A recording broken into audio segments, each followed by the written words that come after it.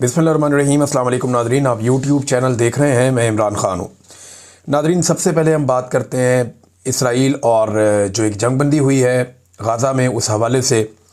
और अमेरिकन ने यकीन दहानी करवाई थी, पाकिस्तान ने इसके ऊपर बहुत ताशे बजाए थे, बड़ी खुशियाँ मनाई थी और ये कहा गया था कि दोबारा सीज़ फायर की वायलेशन नहीं होगी और गाज़ा में अमन आ गया। बहुत सारे जो मौलवी हैं हमारे, ख़ास तौर पे वो ताहिर अशरफी साहब, वो कह रहे थे जी कि मस्जिद अक्सा में मिठाइयाँ बांटी गई हैं। तो देखें, ये अमन दो सूरतों में ही आ सकता है। या तो इसराइल अपनी बात पूरी तरह मनवा ले और सारी दुनिया उसको मान ले, या दूसरा तरीका ये है कि फ़लस्तीनियों को उनका हक़ मिल जाए और फिर उन्हें उनके हकूक़ के साथ ज़िंदा रहने की इजाज़त दी जाए। अब इसके अलावा तो कोई और रास्ता है नहीं। जब तक कि फ़लस्तीनियों को उनका हक़ नहीं मिलता, वो अपनी जद्दोजहद करते रहेंगे।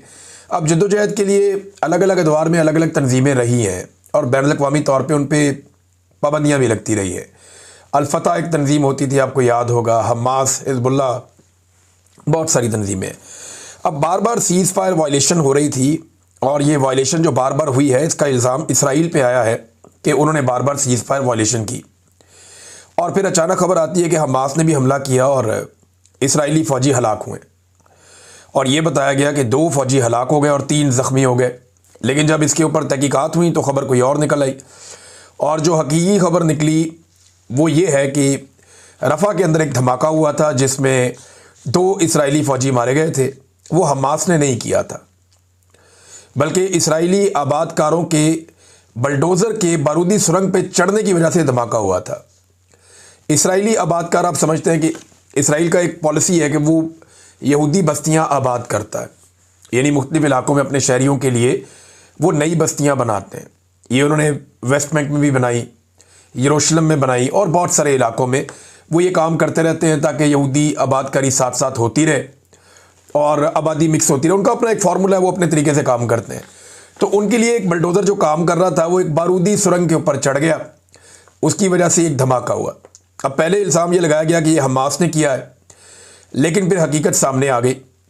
और कुदस न्यूज़ नेटवर्क की रिपोर्ट के मुताबिक वाइट हाउस और पेंटागन को इस बात का इल्म था कि रफ़ा में जो धमाका हुआ ये एक आबादकार इसराइली बलडोज़र के वहाँ दबी हुई बारूदी सुरंग के ऊपर से गुजरने की वजह से हुआ, जिससे इसराइली वज़ीर-ए-आज़म नेतन्याहू के इस दावे की नफ़ी होती है कि हमास के जांबाज सुरंगों से निकले और उन्होंने हमला किया। ऐसा नहीं हुआ। ये खबर आलमी सतह पे गलत करार दी गई है, बल्कि अब कुछ और जर्नलिस्ट हैं इसके बारे में बात कर रहे हैं। रियान ग्रैम ने इसके बारे में बात की। उन्होंने कहा कि अमरीकी इंतज़ामिया ने अपनी तहकीकात के नताइज इसराइल के सामने रखे कि जनाब ये तो गाज़ा ने वहाँ पे जो हमला हुआ ये हमास ने नहीं किया, ये तो एक हादसा हुआ है। तो इस पर नेतन्याहू ने अपना मौक़िफ़ तब्दील कर लिया और कहा कि क्रॉसिंग चंद घंटों में दोबारा खुल जाएगी। तो अमेरिका को भी इस बात पे बातों का तशवीश होती है कि बार बार हमला हो रहा है। लेकिन अगर ट्रंप का स्टेटमेंट आप देखें ना, तो ट्रंप का स्टेटमेंट क्या है? पहला स्टेटमेंट ये था जब उन्हें बताया गया ट्रंप को कि यहाँ पे बमबारी हो रही, तो ट्रंप ने कहा मैं बाद में बताऊंगा, अभी बात नहीं करता। लेकिन ट्रंप ने अब जो स्टेटमेंट दिया उसने कहा सारी सूरत-ए-हाल के लिए ज़िम्मेदार हमास है और हमास के साथ मामूली सा मसला है, लेकिन इसका जल्द हल निकाल लेंगे क्योंकि वो मुआहदे की खिलाफ वर्जी कर रहे हैं।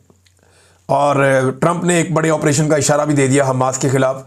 और ट्रंप बार बार ये कह चुके हैं ये काम अमरीकी फ़ौजी नहीं करेंगे, बल्कि दर्जन भर उन ममालिक के फ़ौजी करेंगे या वो लोग करेंगे जिनको अमन मुआहदे के तहत वहाँ पहुँचाया जाएगा गाज़ा में। यानी ट्रंप का ये मानना है कि जो गैर मुल्की फ़ौजें वहाँ पे आएंगी गाज़ा में, वो हमास को कंट्रोल करेंगी और इसराइल के लिए हालात पहले से बेहतर रह जाएंगे। यूरोपीय यूनियन ने जो स्टेटमेंट दिया, या उनकी जो यूरोपीय यूनियन की तर्जुमान है उनका जो स्टेटमेंट है वो बहुत इंपॉर्टेंट है। यूरोपीय यूनियन ने इसराइल को खबरदार किया कि अगरचे गज़ा में जंगबंदी का मुआहदा नाफिज हो चुका है, लेकिन उनके खिलाफ पाबंदियों का ख़तरा अभी टला नहीं है। गज़ा जंगबंदी के मकासद हासिल ना हुए तो इसराइल पर पाबंदी लगा सकते हैं, ये यूरोपीय यूनियन ने कहा है। और इन ख्यालात का इजहार जो है वो मीडिया के साथ गुफ्तगू में बाकायदा किया गया यूरोपीय यूनियन के नुमाइंदा की जानिब से, और ये बताया गया कि इसराइल पर पाबंदियों का इम्कान अभी बरकरार है और इस वक्त तक रहेगा जब तक गज़ा के ज़मीनी हक़ाइक़ में मुस्तकिल बेहतरी साबित ना हो जाए। यूरोपीय यूनियन की खारजा पॉलिसी की सरबराह ये बात कर रही थी और उन्होंने तफसीलात जो हैं वो मीडिया के सामने रखी। अब ये सिचुएशन आप देख लें ये है कि सब लोग इसराइल की तरफ देखते हैं जब भी गाज़ा के अंदर दोबारा बमबारी होती है। और एक इंसिडेंट हुआ जिसमें 2 इसराइली फौजी मारे गए, तो बाद में पता चला कि ये एक हादसा था। हमास ने वादा नहीं तोड़ा, वादा टूटा है दूसरी तरफ से, लेकिन डोनाल्ड ट्रंप ने पूरा साथ दिया एक मरतबा फिर अपने दोस्त इसराइल का। डोनाल्ड ट्रंप की ना ये खूबी है, वो खुलकर करता है जो भी करता है। डोनाल्ड ट्रंप ने बोला इसराइल का साथ देता हूं तो फिर देता हूं। डोनाल्ड ट्रंप ने कहा नेतन्याहू के साथ खड़ा हूं तो खड़ा हूं। डोनाल्ड ट्रंप ने कहा इसको हथियार चाहिए तो मैं दूंगा। खुलकर आता है डोनाल्ड ट्रंप। लेकिन हमारे जो हुक्मरान हैं, मैं अपने हुक्मरानों की बात कर लेता हूं पाकिस्तान से, फील्ड मार्शल आसिम मुनीर या शहबाज शरीफ, ये खुलकर नहीं आते। ये नहीं है किसी जगह कोई बात करते हैं, किसी जगह कोई बात करते हैं। कभी ये बात करते हैं कि फ़लस्तीन के अंदर हम अमन लेकर आना चाहते हैं, गजा के अंदर जंगबंदी करवाना चाहते हैं, अब जंगबंदी की खिलाफ वर्जी हो रही है, बात ही नहीं कर रहे। ट्रंप इसराइल का खुलकर साथ दे रहा है इन मामलात में। लेकिन क्या हमारी हुकूमत या हुक्मरान फ़लस्तीनियों का जो दोबारा कत्लेआम हुआ उसके ऊपर खुलकर साथ दे रहा? नहीं दे रहा। अब ये कत्लेआम के ऊपर तो इनके लिए प्रॉब्लम नहीं है, तो पाकिस्तान के अंदर भी कत्लेआम कर दिया और पूरे पाकिस्तान ने होता हुआ भी देख लिया। पाकिस्तानियों के वैसे ही बहुत दिल दुखे हुए, जब दिल करता है जिसको मर्जी कत्लेआम कर देते हैं।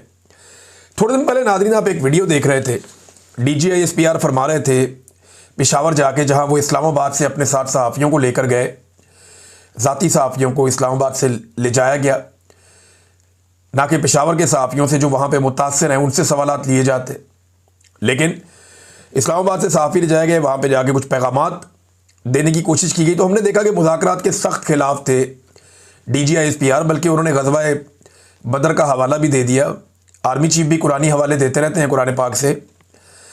तो इन्होंने कहा जी अफ़गानिस्तान के साथ मुज़ाकरात पे इमरान खान साहब का मौक़िफ़ बिल्कुल गलत है। बार बार वो ये कहते रहे, यानी इमरान खान साहब का नाम लिए बगैर वो तनकीद करते रहे। और अफ़गानिस्तान के बारे में बड़े, यानी जो ये हुकूमत का रवैया था वो बड़ा हद तक अमेज़ टाइप का था। उन्हें वो समझ रहे थे कि मसला ही कोई नहीं है। और उसके बाद हमने देखा कि एक झड़पों का और जंग का सिलसिला भी हम देखते रहे, विटनेस करते रहे अफ़गानिस्तान के बारे में। फिर देखा बॉर्डर पूरा का पूरा गर्म भी हुआ। लेकिन chief of staff committee general Sahir Shamshad साहब ने खिताब किया है, उसमें मौक़िफ़ कुछ और आ गया। देखिए पाकिस्तान का अफ़गानिस्तान और इंडिया को लेकर मौक़िफ़ क्या होना चाहिए, हमने तो जो पिछली कई दहाइयों से देखा कि पाकिस्तान का इंडिया के साथ मौक़िफ़ सख्त होता था, अफ़गानिस्तान के साथ नरम होता था। पाकिस्तान इंडिया को कहता था एक दुश्मन मुल्क है, कश्मीर की आज़ादी तक हम पीछे नहीं हटेंगे। और अफ़गानिस्तान के बारे में पाकिस्तान कहता था एक बरादर इस्लामी मुल्क है, हम अपने मामलात इनके साथ बेहतर करेंगे, तिजारत भी बढ़ाएंगे, हालात को बेहतर करेंगे। लेकिन अब उल्टा काम हो रहा। DGI-SPR या पाकिस्तान की जो पॉलिसी है वो अफ़गानिस्तान की एंटी हो गई, जबकि इमरान खान साहब कह रहे हैं ये मत करो, और इंडिया के प्रो हो गई। साहिर शमशाद साहब का जरा स्टेटमेंट आप सुनिए, ये 2-4 लोगों ने रिपोर्ट किया, मैं आपके सामने रख देता हूं। मैं सुन भी रहा था उनका खुद भी स्टेटमेंट। उन्होंने कहा जी पाकिस्तान कशीदगी नहीं बल्कि अमन चाहता। हम भारत के साथ कश्मीर समेत तमाम मसाइल पर तनाज़ात के ऊपर बातचीत के लिए तैयार हैं। और साथ ही लेकिन उन्होंने कहा भारतीय आर्मी सियासत ज़दा है और जो उनके सियासतदान है वो अस्करियत ज़दा हैं। ये तो प्रॉब्लम पाकिस्तान में भी है। पाकिस्तान की फ़ौज भी सियासत कर रही है बड़े लंबे अरसे से, और पाकिस्तान के सियासतदान जो हैं वो फ़ौज के अंडर काम कर रहे हैं बड़े लंबे अरसे से। ये प्रॉब्लम तो यहाँ पाकिस्तान में है। लेकिन चले इसको छोड़ दें, इंडिया के साथ डायलॉग करना चाहते हैं, इंडिया के साथ मुज़ाकरात करने के लिए तैयार हैं, कश्मीर समेत तमाम तनाज़ात पे हम हल करना चाहते हैं डायलॉग के ज़रिए, मुज़ाकरात के ज़रिए, ताकि दोनों कायम रहे और एक इज़्ज़त के साथ डायलॉग हो जाए। लेकिन अफ़गानिस्तान के साथ डायलॉग नहीं करना चाहते। इंडिया जो बार बार पाकिस्तान पे दहशतगर्दी का इल्ज़ाम लगाता है, इंडिया जो पाकिस्तान के ऊपर बार बार पाबंदियां लगवाने की कोशिश करता है, इंडिया जो बार बार पाकिस्तान के ऊपर अटैक करता है झूठे इल्ज़ाम लगा के, उसके साथ कहते हैं कि हमने डायलॉग करना है, मुज़ाकरात करना है, हमारी ये ख्वाहिश है, करना चाहते हैं। लेकिन अफगानिस्तान जो बार बार पाकिस्तान की तरफ हाथ बढ़ाता रहा और इमरान खान साहब कहते रहे कि ये मामला हमारे हाथ से निकल जाएगा, हमें चाहिए कि इनके साथ बैठे, वहां पे हम नफरत फैलाते रहे। तो एक पाकिस्तान की पॉलिसी का कोई समझ नहीं आता कि पाकिस्तान जाना किस तरफ चाहता है और ये पॉलिसी बनाकर चलाना किस तरीके से चाह रहे हैं सारे निज़ाम को। अब एक और खबर देखें नाज़रीन, ये बड़ी इंटरेस्टिंग खबर है। खबर चल रही है कि साद रिजवी साहब के 95 अकाउंट्स पकड़े गए और उनमें कहते हैं जी कुछ सूदी अकाउंट थे और कुछ इतना पैसा और ये और वो बहुत पकड़ लिया जी। साद रिजवी साहब तरीके लब्बैक के अकाउंट पकड़े गए जनाब, वो ये कहते हैं। लेकिन सवाल ये है कि अब क्यों पकड़े गए, अगर कोई 2 नंबरी हो रही थी तो अब तो नहीं हो रही, बहुत पहले से हो रही होगी, पहले पकड़ लेते। बेशुमार मौलवी और भी है पाकिस्तान में, उनके अकाउंट क्यों नहीं पकड़े जाते, अब इनके क्यों पकड़े जा रहे हैं? आज का बड़ा सवाल नहीं है, ये नहीं है कि जनाब साद रिजवी के कितने अकाउंट हैं, साद रिजवी के घर से क्या मिला। बड़ा सवाल यह है कि साद रिजवी और उसका भाई ये दोनों गए कहां। बड़ा सवाल यह है कि जो कत्लेआम हुआ मुरीद के में, उसमें कितने लोग शहीद हुए। बड़ा सवाल यह है कि उन लोगों की लाशें कहां गई। बड़ा सवाल यह है कि जख्मी कितने हैं और वो कहां हैं। बड़ा सवाल यह है कि क्या इन्होंने आगे से गोली चलाई। हमारे पास तो एक भी विजुअल नहीं है, हमें तो ये निहत्ते नजर आ रहे थे।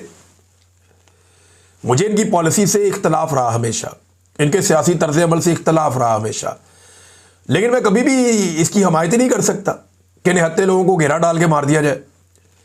मैंने पहले भी हमेशा कहा कि नहीं, निहत्ते लोगों को घेरा डाल के मारना मुनासिब बात नहीं है। हाँ, अगर कोई कानून हाथ में ले, गोली चला रहा हो तो आप उसके ऊपर गोली चला सकते हैं, लेकिन इतने सारे बंदे मार दिए। अब जो रिपोर्टें आ रही हैं, जो तरीके लबैक के लोग क्लेम कर रहे हैं, वो तो बहुत खौफनाक है। जो समा टीवी ने चलाया, हुकूमती टीवी चैनल ने, एक हुकूमती वजीर है उसका टीवी चैनल है, उसने जो चीज़ें चलाई वो बड़ी खौफनाक है। मरीम नवाज के सिक्योरिटी के शदीद तरीन इशूज़ हो गए हैं, बड़े सीरियस, और उनकी फैमिली के भी बड़े सीरियस इशूज़ हो गए हैं सिक्योरिटी के। अब उन्हें बहुत मोहतात रहना चाहिए और उन्हें मोहतात रहना पड़ेगा, क्योंकि ये एक अजीबोगरीब सिलसिला पंजाब में शुरू कर दिया गया। जिसको दिल किया कत्ल कर दिया। वो पुलिस निकाल निकाल के जेलों से बंदे मारी जा रही है, पुलिस एक के बाद एक इनकाउंटर करती चली जा रही है। सबसे आसान तरीका ढूंढा, बंदा उठाओ, बंदे को कत्ल कर दो। और इतनी कत्लो गारत गिरी के बावजूद पंजाब में कम होना चाहिए ना क्राइम रेट, वो कम नहीं हो रहा, बढ़ रहा है।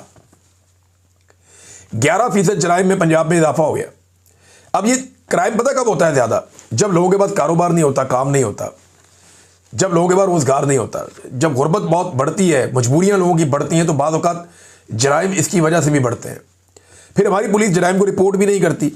लेकिन अब रिपोर्ट जितने हुए हैं उनमें भी आप ये देख लें कि बड़े पैमाने पे जराइम में इजाफा होता चला जा रहा है, कंट्रोल नहीं हो रहा।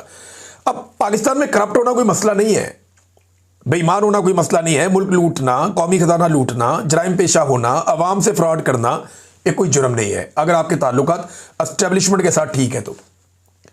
लेकिन अगर आपके साथ ताल्लुकात एस्टेब्लिशमेंट के ठीक नहीं है, या आप उनके बयानिए की हमायत नहीं कर रहे, तो फिर आपकी डिग्री जाली निकलेगी, फिर आप चोर भी हैं, फिर आप डाकू भी हैं, फिर आपके फार्म 45 असली भी होंगे तो वो जाली हो जाएंगे, फारिग हो जाएंगे, आपके बैंक अकाउंट बंद हो जाएंगे, आपका नाम ECL में डल जाएगा, आपके खानदान के बैंक अकाउंट बंद हो जाएंगे, आपकी हलाल की कमाई भी हराम हो जाएगी। अगर आपके एस्टेब्लिशमेंट के साथ ताल्लुकात ठीक नहीं है तो हर तरह की तोहमतें आपके ऊपर लगेगी, आपके ऊपर इद्दत जैसा घटिया केस भी हो सकता है, आप मुल्क दुश्मन भी होंगे और गद्दार भी होंगे। अगर आपने कहीं एस्टेब्लिशमेंट के किसी पॉइंट ऑफ व्यू से इख्तलाफ कर लिया तो फिर यह सब कुछ आपके साथ होगा। नाज़रीन, खैबर पख्तूनख्वा चलते हैं, वहां से बड़ी इंपॉर्टेंट खबरें हैं। नंबर 1 तो यह है कि जो बुलेट प्रूफ गाड़ियां दी थी 3 दिन पहले मोहसिन नकवी ने IG खैबर पख्तूनख्वा को, वो सुहेल अफरीदी साहब ने वापस कर दी। उन्होंने कहा जी ये यूनाइटेड नेशन की जो गाड़ियां हैं ये एक्सपायर्ड गाड़ियां हैं और ये गाड़ियां किसी काम की नहीं हैं। ये गाड़ियां हमने इसलिए वापस कर दी हैं कि हमें वो गाड़ियां दी गई जिनके तो काम निकलना शुरू हो गया, पुरानी गाड़ियां। अब इसके ऊपर हुकूमत कह रही है हमने बड़ी आला क्वालिटी की बड़ी ज़बरदस्त गाड़ियां दी हैं खैबर पख्तूनख्वा को, उन्होंने वापस कर दी। उन्होंने कहा जनाब हमको इतने गए गुजरे कि आपने गाड़ियां में दे दी, इनका काम करवाएं, इनको चलाएं, ये गाड़ियां ठीक नहीं है, एक्सपायर्ड। देखिए ये जो होती है ना अब बुलेट प्रूफ गाड़ी, ये बड़ी हसास गाड़ी होती है। वो मैंने एक रखी है तो मुझे आइडिया है, वो पुरानी गाड़ी है बहुत, इतनी महंगी मैं अफोर्ड नहीं कर सकता नई गाड़ी, तो मैं पुरानी थी मेरे पास। तो मेरे वालिद ऑटोमोबाइल इंजीनियर हैं, वो रोज़ाना कोई ना कोई उसका काम करते ही रहते थे। यानी कोई ना कोई बंदा आया होता था, वो कोई ना कोई काम उसका कर ही रहा होता था, कोई ना कोई पुर्जा उसका निकल रहा होता था, कोई नया डाल ही रहा होता था, कोई ना कोई चीज़ उसकी रिपेयर होने के लिए गई होती थी। तो ये क्योंकि बहुत वजनी गाड़ी होती है, ये जितनी मर्जी अच्छी गाड़ी हो इसका काम निकलता रहता है। ये पुरानी हो जाए तो ये फिर वो आप ऑपरेशनल कामों के अंदर इसको इस्तेमाल नहीं कर सकते, ज़्यादा पुरानी हो जाए तो ये अब उनको इस तरह की गाड़ियाँ दे दी गई, तो उन्होंने एहतजाजन वापस कर दी। जनाब ये आप हमें समझते क्या है? तो उन्होंने जो खैबर पख्तूनख्वा के चीफ मिनिस्टर सुहेल अफरीदी उन्होंने वापस कर दी, और साथ ही उन्होंने ऐलान किया कि जुमे को वो 4 सद्दा में जा रहे हैं, हफ्ते को खैबर एजेंसी में जा रहे हैं कन्वेंशंस करने के लिए, और एतवार को करक में जा रहे हैं कन्वेंशंस करने के लिए, और जरगा का अलग से ऐलान किया हुआ है सुहेल अफरीदी ने। तो ये बड़ी एक्टिविटीज़ हैं जो होने जा रही हैं खैबर पख्तूनख्वा में, अब ये कोई इतनी एस्टेब्लिशमेंट को पसंद नहीं आएगी। और उनके ऊपर सुहेल अफरीदी पे एक प्रोपेगेंडा ये किया जा रहा है कि वो कोई लॉ एंड ऑर्डर की मीटिंग थी जिसमें उसने शमूलियत नहीं की तो उसने बड़ा जुल्म किया। तो सुहेल अफरीदी ने बताया कि जनाब ये लॉ एंड ऑर्डर की नहीं थी मीटिंग, बल्कि ये जो मीटिंग थी ये दो चीज़ों पे थी, वो दोनों चीज़ें उन्होंने बताई। एक तो मीटिंग जो थी वो फूड सिक्योरिटी पे थी और दूसरा अफगान मुहाजिरीन पे थी। इसमें लॉ एंड ऑर्डर का मसला नहीं था। और वैसे भी जुनैद अकबर ने कहा कि जी आप जितनी मर्जी मरतबा बुलाएं, हम नहीं जाएंगे जब तक कि इमरान खान की मुलाकात सुहेल अफरीदी से नहीं करवाई जाएगी। बल्कि उन्होंने ये भी बताया जुनैद अकबर ने कि इमरान खान को जब ये बताया गया कि अली अमीन गंडापुर के मुताबिक कोई 22 बंदे ऐसे हैं जो एस्टेब्लिशमेंट को एफिडेविट दे चुके हैं बयान हल्फी कि जनाब जब आप कहेंगे जहां कहेंगे हम वह वोट डाल देंगे, तो ये जो 22 बंदे हैं ये हमारे हाथ से निकल जाएंगे। इन्हीं 22 बंदों का दबाव डाल के अली अमीन गंडापुर ने सेनेट के इलेक्शन में अरकान को कहा था कि जी इसको नहीं ले सकते, हमारे 22 बंदे बिके हुए हैं, बिला मुकाबला करवा लो। मुकाबला हो गया तो बढ़ जाएंगे। तो इमरान खान साहब को जब ये बात बताई गई कि जनाब अगर वज़ीर आला चेंज किया तो ये 22 बंदे जो है एस्टेब्लिशमेंट ने कंट्रोल कर लिए तो फिर हमारी हुकूमत नहीं रहेगी। तो इमरान खान साहब का जवाब क्या था ये ज़रा सुन लें कि इमरान खान ने कहा कि मुझे कोई परवाह नहीं है, हुकूमत जाती है तो जाए, कम से कम इन 22 बंदों से हमारी जान छूट जाएगी, हुकूमत की खैर है। ये है जनाब इमरान खान। उसे जेल में बैठ के इस बात की फिक्र ही नहीं है कि हुकूमत जाती है तो जाए। वो कहता है 22 बंदे अगर फ्रॉड करेंगे तो खुद ही भुगतेंगे। एक बंदा भी नहीं मुकरा, एक बंदा लकीर के उस तरफ नहीं गया। ये हालात है नादरीन खैबर पख्तूनख्वा में। एक और चीज़ नादरीन मैं आपके साथ शेयर करता हूँ। एक रोला डाला गया था कि सुहेल अफरीदी के पीछे कायदे आज़म मोहम्मद अली जिन्ना का फ़ोटो नहीं है और कायदे आज़म का फ़ोटो क्यों हटाया इसका रोला डाला गया था। लेकिन जिन लोगों ने ये शोर मचाया था ना, उन्होंने उस वक्त ये शोर नहीं मचाया जब अखबारात के अंदर फौजी अफसरान की तस्वीरें लग रही थी 14 अगस्त पे, सियासतदानों की लग रही थी और कायदे आज़म जो बानी है पाकिस्तान है उनकी नहीं लग रही थी। किसी ने शोर नहीं मचाया। लेकिन सुहेल अफरीदी के पीछे लगी हुई थी, वो उस फ्रेम से बाहर चली गई तो बहुत रोला डाला गया। अब जनाब सोशल मीडिया ने रोज़ाना ही काम पकड़ लिया है। जरदारी अपने दफ्तर में बैठे, शहबाज शरीफ बैठे, मरियम, बिलावल, मुराद, कोई भी बैठे अपने अपने ऑफिस में, तो मुरादली शाह बैठे, कोई भी, तो वो तस्वीर निकाल के लगा देते हैं जनाब इस तस्वीर में कहाँ है कायदे आज़म। कहीं पे भुट्टो की तस्वीर लगी होगी, कहीं नवाज शरीफ की तस्वीर लगी होगी, कहीं किसी और की लगी होगी, हर जगह से कायदे आज़म गायब है। लेकिन हराम है कि कोई बंदा आवाज़ उठाए इस पर। खास तौर पे मैं उन बंदों की बात कर रहा हूं जिन्होंने सुहेल अफरीदी के मामले पे आवाज़ उठाई थी। देखिए आवाज़ उठानी है तो फिर आपको सबके खिलाफ उठानी है। जो चीज़ एक ने गलत की वो सब ने गलत की। लेकिन वहां पे एक तस्वीर लगी हुई थी और दूसरे एंगल से जब एक फ़ोटो सामने आया, वीडियो, तो पता चल गया कि तस्वीर तो लगी हुई है। नादरीन एक और काम किया ये पंजाब हुकूमत ने और इसको अपने फ़ायदे के लिए वो इस्तेमाल करेंगे। लेकिन मैं आपको ज़रा इसका पोल खोल देता हूँ, ये मेरे साथ फिगर सामने मौजूद हैं। पंजाब हुकूमत ने बड़ी महंगी गाड़ियाँ जनाब तैयार कर ली और ये गाड़ियाँ मंगवा ली और खड़ी कर दी लाइन में। ये 15 गाड़ियाँ हैं और इनको एंटी स्मोक व्हीकल्स कह सकते हैं या एंटी स्मोक गन का आप इसका नाम दे सकते हैं। इन गाड़ियों के ऊपर ना वो लगे होते हैं वाटर बाउजर्स और पीछे गन लगी होती है जिसके ज़रिए से पानी की बूंदें हवा में छोड़ी जाती हैं बहुत तेज़ और बहुत फैला के छोड़ी जाती है। तो फुहार नहीं होती, इस तरह छोड़ी जाती हैं, पानी की फुहार छोड़ी जाती है हवा के अंदर। ये जो स्मोक होती है ना, इसके पार्टिकल उसके साथ चिपक जाते हैं और ज़मीन पे जाके बैठ जाते हैं। ये हवा से जितना ऊपर चली जाए वहाँ तक ये कंट्रोल कर देती है और वक्ती तौर पे जहाँ से ये गुजरती है वहाँ पे थोड़ी देर के लिए स्मोक कम हो जाती है। ये 15 गाड़ियाँ लाके दिखावा किया गया जनाब, हमने बहुत बड़ा कारनामा कर दिया। ये 15 गाड़ियाँ लाहौर का एक टाउन भी नहीं, एक इलाका भी नहीं, एक यूनियन काउंसिल भी नहीं संभाल सकती। 15 गाड़ियाँ लाहौर का एक यूनियन काउंसिल कंट्रोल नहीं कर सकती। तो लाहौर के अंदर एक एक टाउन में कितने कितने यूनियन काउंसिल्स हैं और टोटल 7 टाउन्स हैं लाहौर में जो मैंने लास्ट पढ़ा था। इतना बड़ा शहर है कि एक यूनियन काउंसिल को कंट्रोल कर नहीं सकती ये गाड़ियां 15, और इन्होंने लाके पूरे शहर के लिए दे दी हैं। ये 150 गाड़ियों की बजाय 500 गाड़ियां भी जाए ना फिर भी नहीं हो सकता लाहौर में स्मोक का कंट्रोल। और पैसे कौम के ज़ाया कर रहे हैं सिर्फ अपनी इश्तिहारबाजी के चक्कर में। ये हो सकता है कि स्कूल के बाहर खड़ा कर दें या वज़ीर आला के दफ्तर के बाहर लगा लेंगे भी यहाँ पे पोल्यूशन नहीं होनी चाहिए, जरा इसको फेंकते रहो फुहार को, स्मोक नीचे गिरती रहे। या एक कोई असेंबली के बाहर कर दो या कोई एक हाई कोर्ट के बाहर कर दो, थोड़ा सा वहाँ पे ज़रा थोड़ा माहौल बन जाए, सफाई सुथराई हो जाए। लेकिन देखिए इसमें चंद चीज़ें, एक तो इसमें लेबर लगती है, इसमें पानी बहुत ज़्यादा ज़ाया होता है। आपके पास पानी की पहले किल्लत है, आप ये कर लें, पानी इसमें ज़ाया होता है, लेबर लगती है, पैसा लगता है। तो आपका पैसा तो बहुत लगेगा ये काम करने, इसको चलाने के लिए भी पैसा होता है, इसको खरीदने के लिए भी पैसा होता है। लेकिन क्या ये काम करता है? ये मॉडल पहले अपनाया गया था दिल्ली में, इंडिया में। वहाँ बहुत सीरियस इशू है पोल्यूशन का। दिल्ली ने इसके ऊपर चंद सालों से काम किया और उन्होंने बहुत सारी जगहों पे ये लगाए। उनकी बेशतर मशीनें खराब हो गई और उनके पास नतीजा ये है कि इसको कामयाब नहीं करार दिया जा सकता वहां पे। यानी अभी मैंने खोला, ये मैं एयर क्वालिटी इंडेक्स निकाल के मैंने इसको रिसर्च कर लिया। दिल्ली में जो इस वक्त एयर क्वालिटी इंडेक्स है वो 590 और खतरनाक हद तक ज्यादा है। दूसरा शहर लाहौर है, तीसरा कोलकाता है, चौथा जो है वो ताशकंद है उज्बेकिस्तान का, पांचवा मुंबई है, छठा कराची है। तो हमारे शहरों की तो बेड़ा ही गर्क है और हमारे शहर जो खतरनाक हद तक जो है वो अनहेल्दी है रहने के लिए। अब क्या ये जो गन्स हैं या एंटी स्मोक गन्स, ये जब दिल्ली में काम नहीं कर रही, वो आज भी दुनिया में पोल्यूशन में नंबर 1 शहर है, तो पाकिस्तान में कैसे काम करेंगी? ये सिर्फ एक दिखावा है, दिखाने के लिए लेकर आए। जितनी देर इसको चलाएंगे उतनी देर के लिए थोड़ा सा ये माहौल बनेगा, इसको बंद करेंगे 2 घंटे के बाद वही सिचुएशन होगी। कोई फर्क नहीं पड़ता इससे। इसका फर्क पड़ेगा जब तक आप पॉलिसी को तब्दील नहीं करेंगे। आपको बहुत बड़े पैमाने पे प्लांटेशन करनी चाहिए। आपको जितनी भी जहरीली गैसें छोड़ने वाले आपके छोटे बड़े यूनिट्स हैं उन सबको बंद करना चाहिए। पाकिस्तान में सख्त कवानीन बनाकर उनको अप्लाई करना चाहिए।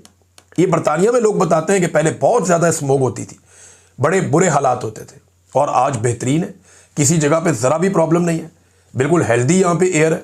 पूरी दुनिया के अंदर और बहुत सारी जगहों में बड़ी ज़बरदस्त है। पाकिस्तान में कई इलाके हैं जहाँ पे हवा बहुत अच्छी है। तो आपको ये देखना पड़ेगा कि आपने कौन से इकदामात लेने हैं और ये फौरी तौर पे हो नहीं सकता। बहरहाल दिखावा है, शुरू तो इन्होंने कर दिया है, पैसा कौम का ज़ाया करते जा रहे हैं, क्योंकि इनके ऊपर भी ये मरीम नवाज के फ़ोटो चिपका देंगे और क्या करेंगे। फ़ोटो गर्दी के अलावा इनको आता ही क्या है। अब तक के लिए इतना ही। अपना ख्याल रखिएगा, अपने इस चैनल का भी। अल्लाह हाफ़िज़।